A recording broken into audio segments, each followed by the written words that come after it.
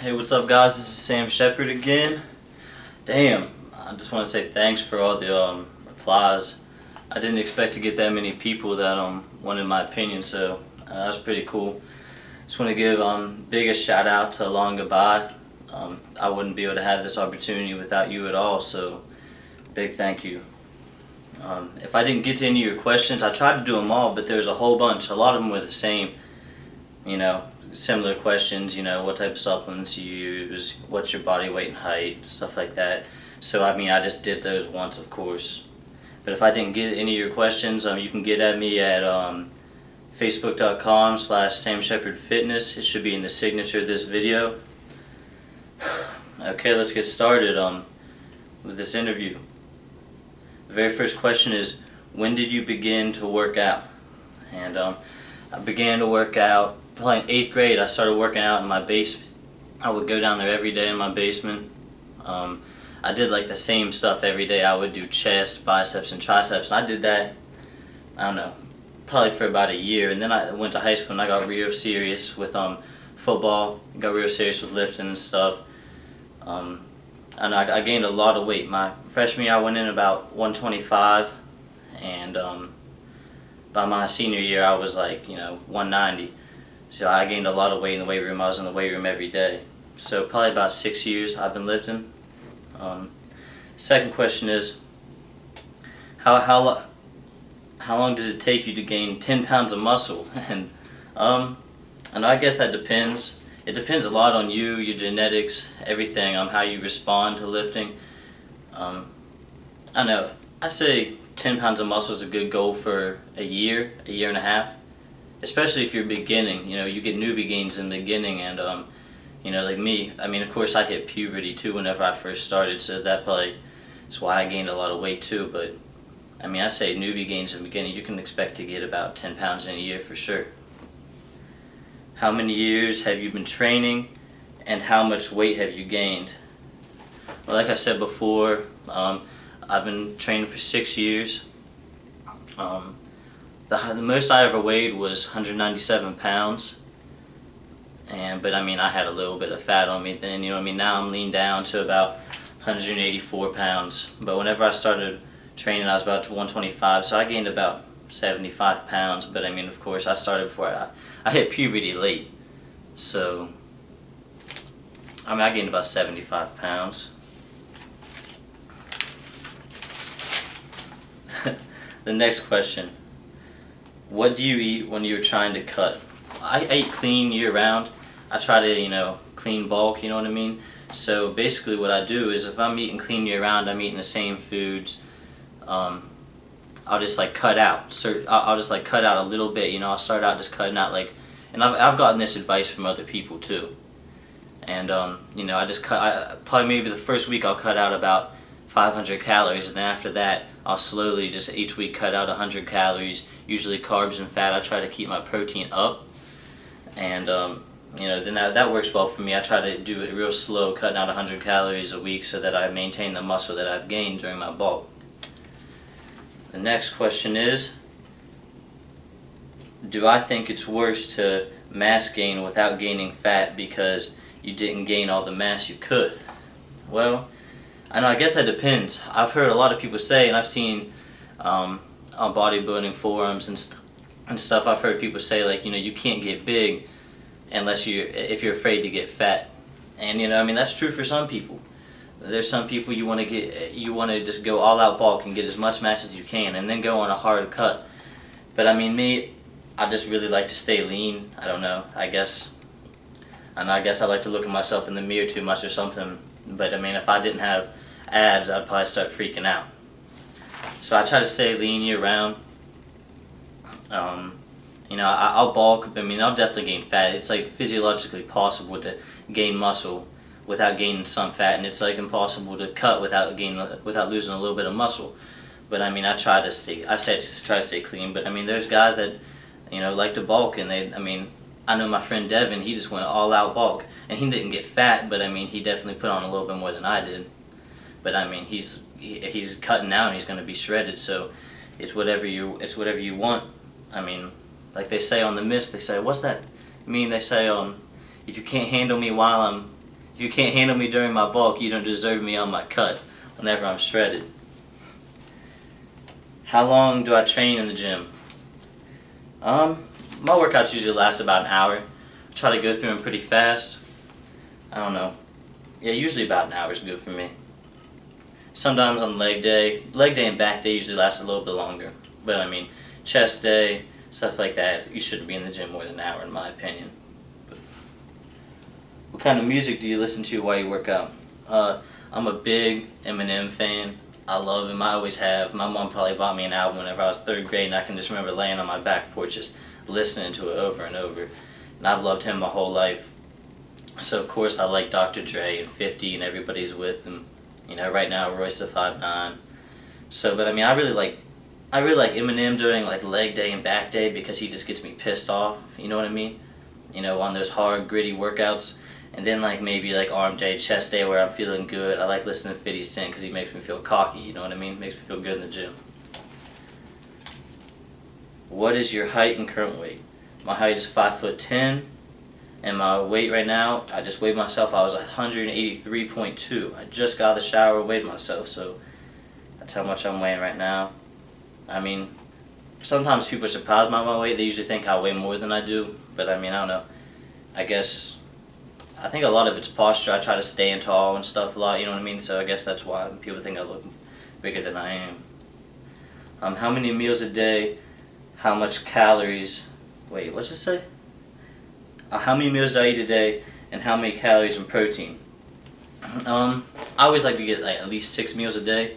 I try to space them apart so that I'm getting probably about 3 hours in between each meal. Calories. I mean, calories, whenever I was on my bulk, I didn't track them as good as I should have, but I'd say I was probably around 3,700 calories on my bulk. And right now I'm cutting and I'm keeping track of it real well, and I'm down to 2,500 calories a day. And protein, I like to always keep protein. I don't like my protein to go below 300 grams.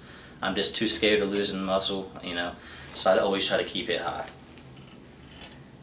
So if I'm cutting anything out, I try to make sure it's carbs or fat. My favorite supplement pre and post workout. Well, I don't really have the money since I'm a college student, you know, paying bills and stuff. I don't really have the money for pre-workouts.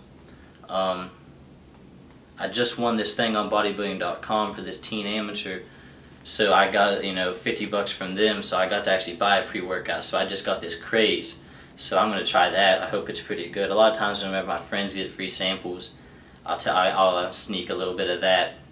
But in post-workout, I just like whey protein and an apple. Every day I'll stop by this cafeteria, grab an apple, and 2 scoops of whey protein. It's good for me.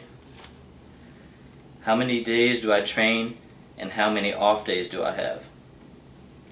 I train 7 days a week, but I mean, I think I definitely get proper rest. My split is chest.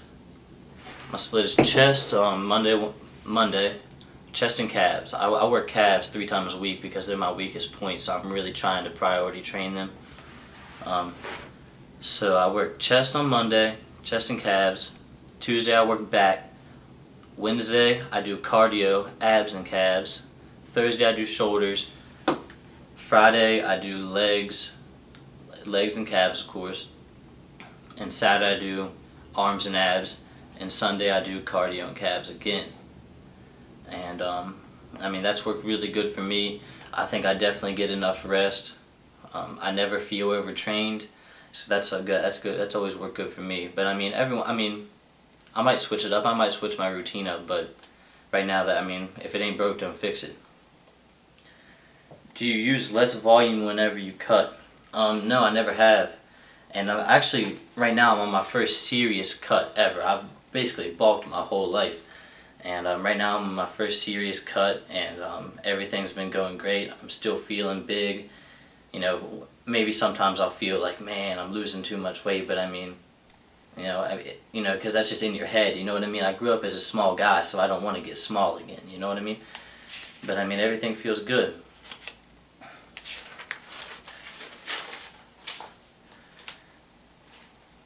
What percentage of your 1 rep max do you use when on compound lifts. I don't know my percentage, but I always keep my reps between 8 through 12. If I'm doing more than 12, if I can get more than 12, I'll always up the weight. And if I can't get 8, then I'll probably down the weight. Maybe on deadlifts, and sometimes on squats I'll do like real heavy days.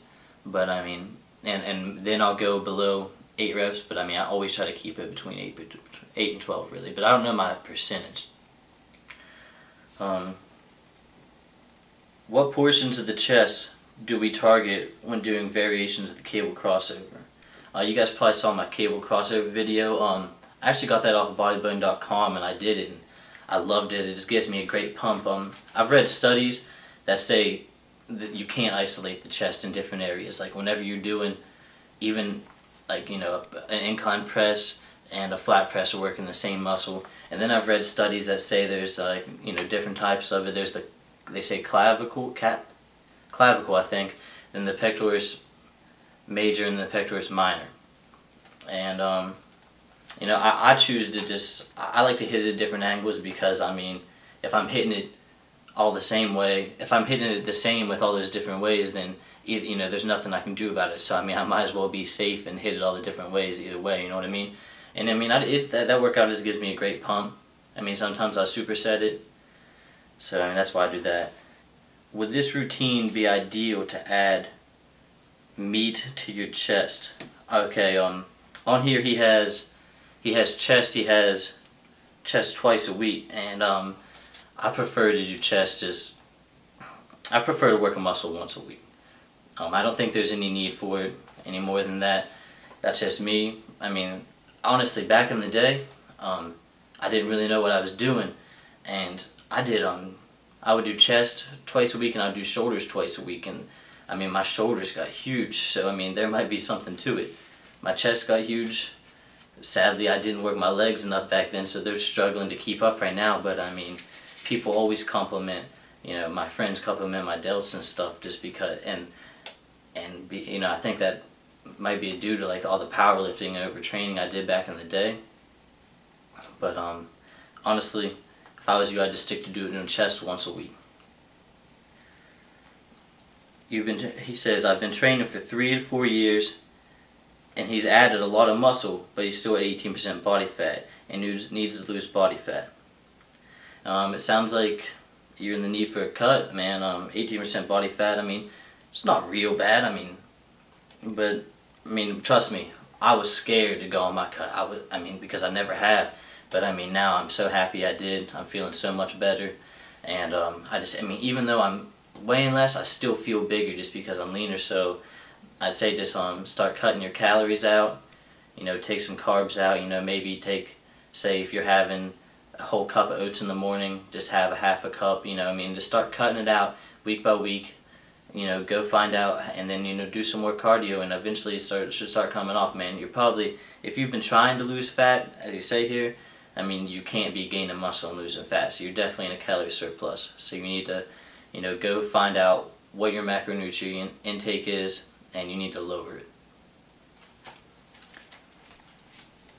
What kind of protein do I take after my workouts? I always just take whey protein.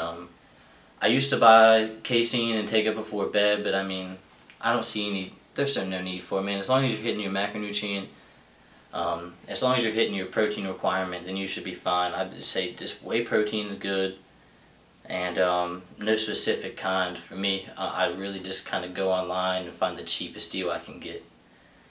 Are drop sets, supersets, pyramids more effective for gains as opposed to just isolating a single exercise in one set? Well, drop sets and pyramids are still a single exercise, but I kind of see what you're saying here. Well, I mean, I don't know. A lot of people, like my friend Matt, he loves doing drop sets and stuff, but I mean, I like doing maybe 1 or 2 a workout, but I mean, I don't like doing them all the time, just because I like to really just focus on the exercise I'm doing, and focus on just doing the exercise and get every single thing out of every single rep, you know what I mean? And so I mean, if that's what you like to do, if you like to spice up your workout like that, then do it. As long as you're working your muscles, then it's fine. But for me, it's really not about like all this fancy stuff. It's just the main thing for me is just you gotta just make sure you're working your muscles as much as possible. Get every single thing out of every single rep. And if you're doing that with these drop sets and pyramids, I mean, I know Matt does, and he's made great gains, so, you know, go at it.